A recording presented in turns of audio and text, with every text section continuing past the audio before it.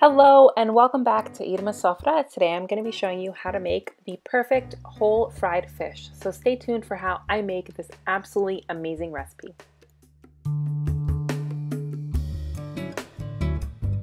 So I know most of us are bummed about not being able to travel overseas and enjoy the amazing food that we have in our home countries. So I am bringing Orada to you. Now Orada is a Mediterranean sea bass. It's really popular in Montenegro, especially on the coast. It's what I get whenever I go overseas and I absolutely love it, and it's so good, and you can actually make it at home. So I'm going to show you.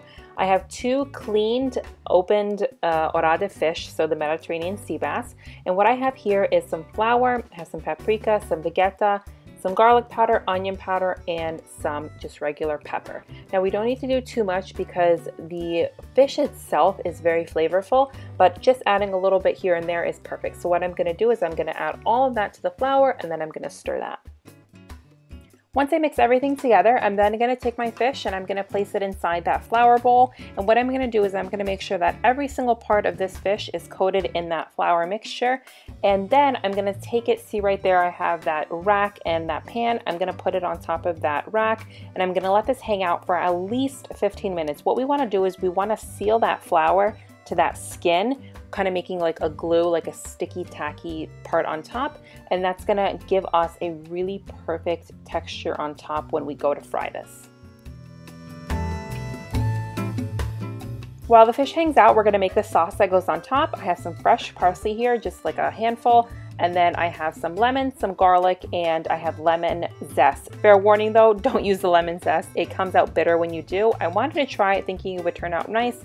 It didn't though, I didn't like the way that it tasted. So we're only gonna be using garlic, lemon, pepper, and parsley right now. And all I'm gonna do is I'm gonna put it in my electric chopper and I'm going to chop that until we get it nice and fine. So again, it's the, we're only using the garlic and the parsley here to grate it, and then I add some lemon juice to it. Now it only showed half a lemon, but I actually use a whole lemon. I add some salt to that, and then I'm gonna add really good quality olive oil. So the best olive oil that you have on hand, you're gonna add that. And then you're just gonna mix this until everything is well combined. Again, we're looking for a sauce, so we're not looking for it to be too dry. We want this to be nice and wet and moist.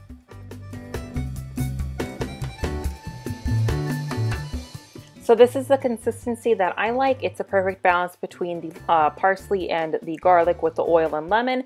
I tasted it, making sure that there's enough salt in there, making sure there's enough lemon. Make sure that you taste it before serving though, because you definitely want to make sure that it is up to your standards.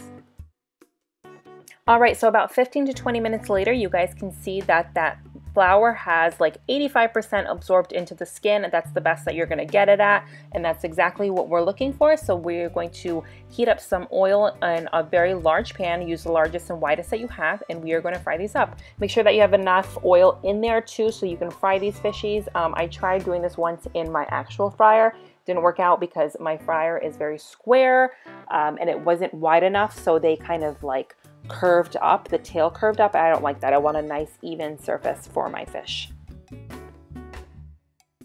I'm frying this at a medium to low setting. I don't want to have this on high, absolutely not, because this is a pretty large fish, so we want to make sure that the heat evenly distributes and cooks it nice and beautifully.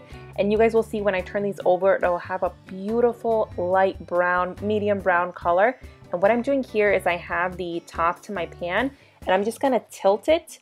And I know you're probably thinking, well, it's gonna get all that water in there and then it's gonna stop popping. No, you're gonna see what I do. I do this every like 2 to 3 minutes. I take a paper towel and I wipe that down, the surface down, so the inside of that top, and then I put it back on. And what this does is it helps just cook the fish a little faster. And this is a preference, you don't have to do this. After about 10 to 15 minutes on medium-low heat, you can see beautiful golden brown crust right there. We're gonna do this to the other side, so cook it for another 10 to 15 minutes on the other side and you'll see what it looks like.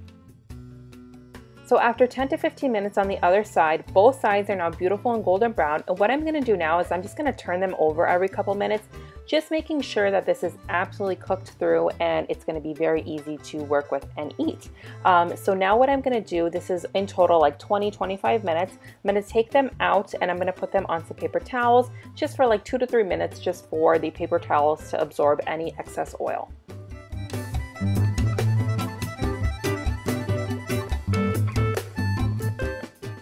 And here, as I'm pressing down with my finger on the skin, you guys can see that little bubble. So that's perfect. That's what we're looking for. We're looking for the skin to separate from the meat so we get a nice, juicy, fully cooked center. And there you are, Mediterranean sea bass at home.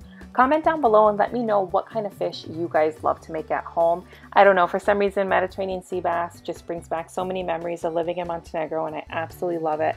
I love the sauce that goes on top, that nice garlic and lemon and that fresh olive oil.